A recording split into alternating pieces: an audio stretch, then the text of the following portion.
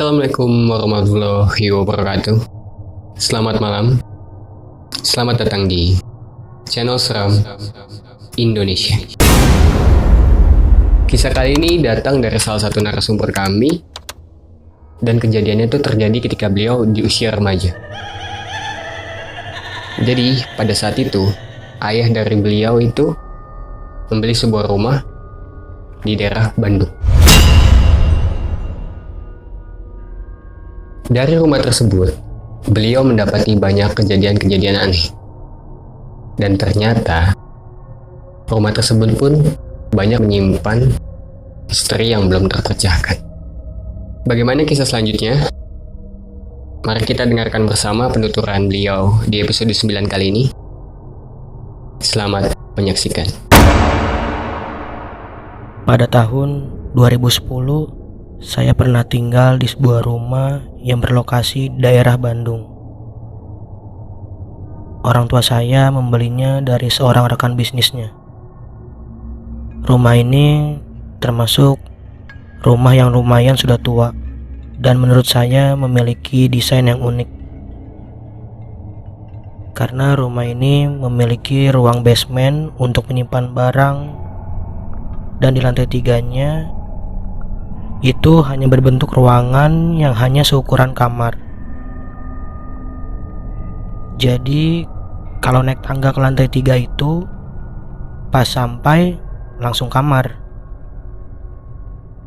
Dan itu dijadikan untuk kamar saya. Karena sudah sekitar 10 tahun rumah ini tidak dihuni, jadi saya harus membersihkan dan membereskan di lantai 3 ini. Saat beres-beres, saya menemukan sebuah kotak yang isinya agak aneh. Di dalamnya itu ada cermin rias kecil yang diikat dengan batang lidi aren. Terus ada botol yang berisi lembaran koran lama, dan juga ada boneka beruang kecil yang sudah lusuh.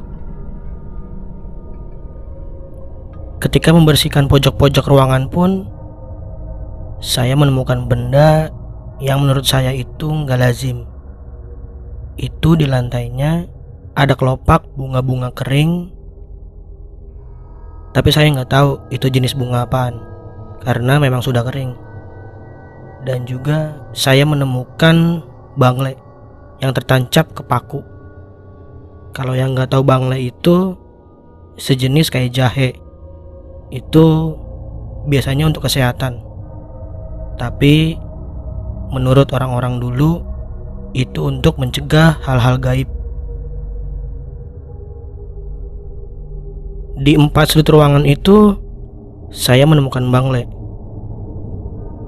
Tapi karena saya juga agak ngerasa takut, jadi saya biarkan saja itu banglenya. Saya hanya membersihkan kelopak-kelopak bunga yang kering itu.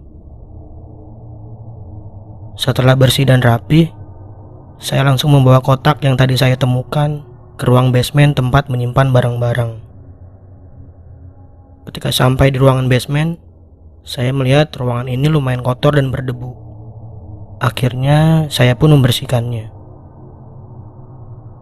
Saat membersihkan, saya menemukan benda yang sama. Itu ada bangle juga di 4 sudut ruangan basement.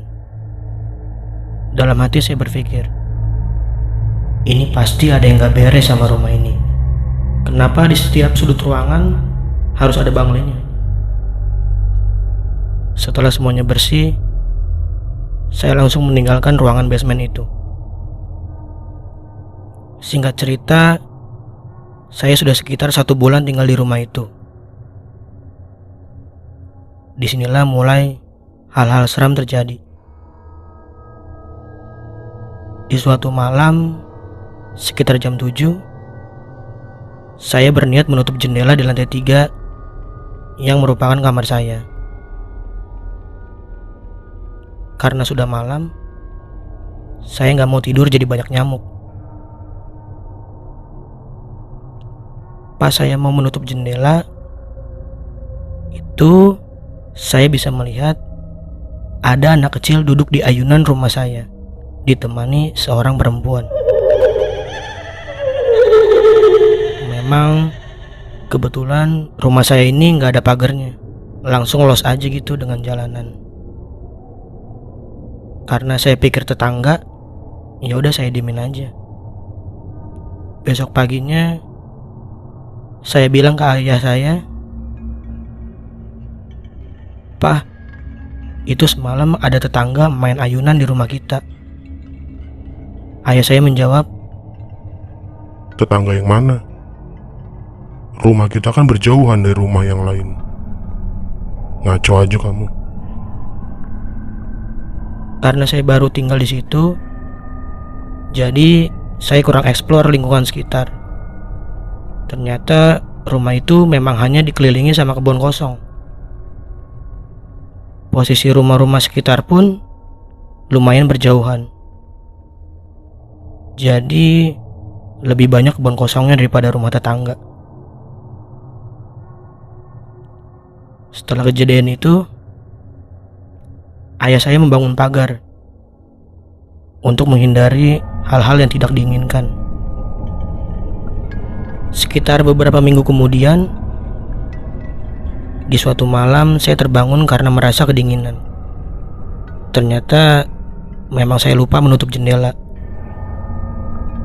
Baru aja saya duduk di kasur dan mau bangun menutup jendela, saya melihat ada sosok kecil bermata merah menyala. Sosok itu ada di meja samping jendela.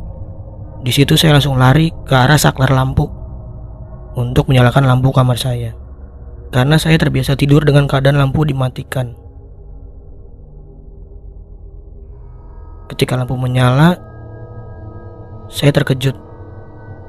Ternyata sosok itu cuma boneka lusuh yang waktu itu saya temukan di kotak yang ada di kamar saya ini. Saya berpikir, kok mata boneka ini bisa nyala merah gitu ya? Dan yang lebih anehnya lagi, ini boneka kan udah saya pindahin ke basement bersama dengan kotaknya. Sambil merasa agak takut, saya mencoba menuju ruang basement untuk mengembalikan boneka ini ke kotaknya. Pas baru sekitar beberapa langkah masuk ruang basement, itu saya mendengar seperti buku jatuh di pojok kiri ruangan. Terus saya memberanikan diri untuk menghampiri sumber suara jatuh itu tadi. Dan di situ saya menemukan seperti album foto. Saya buka satu demi satu halaman album itu. Lalu saya menemukan hal yang mengejutkan. Saya melihat salah satu fotonya itu berisi ada anak kecil dan seorang perempuan. Yang bikin saya makin takut, itu fotonya sama persis dengan yang saya lihat pada waktu malam di ayunan, dengan wajah dan pakaian yang sama. Karena udah merinding banget dan kaki mulai gemeter, saya langsung lari balik ke kamar. Tapi boneka lusuh itu tetap saya pegang. Belum sempat saya kembalikan ke kotaknya. Keesokan harinya, saya mencoba kembali ke ruangan basement. Itu saya berani karena masih siang hari, sekitar jam 11, dengan niat mengembalikan boneka lusuh itu ke kotaknya. Saat boneka itu saya letakkan di kotak, saya melihat botol berisi lembaran koran lama. Memang botol itu kan sudah ada di kotak pas waktu itu saya temukan di awal cerita.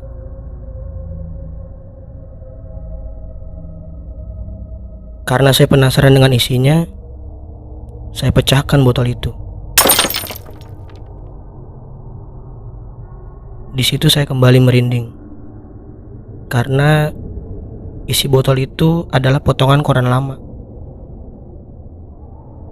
Dengan judul headline, "Seorang perempuan dan anak mengalami kecelakaan masuk ke dalam jurang."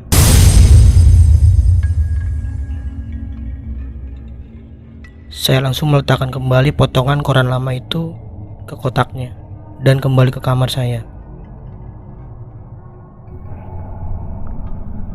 Lalu di kamar saya sambil bengong dan berpikir, apa mungkin semua yang saya alami ini ada kaitannya? Atau mungkin apakah masih ada misteri di balik peristiwa ini? Sekian cerita dari saya. Selamat malam.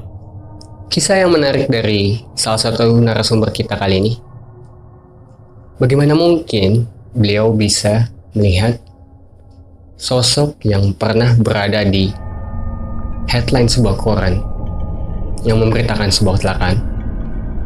Terima kasih telah menyaksikan episode 9 kali ini. Sampai jumpa.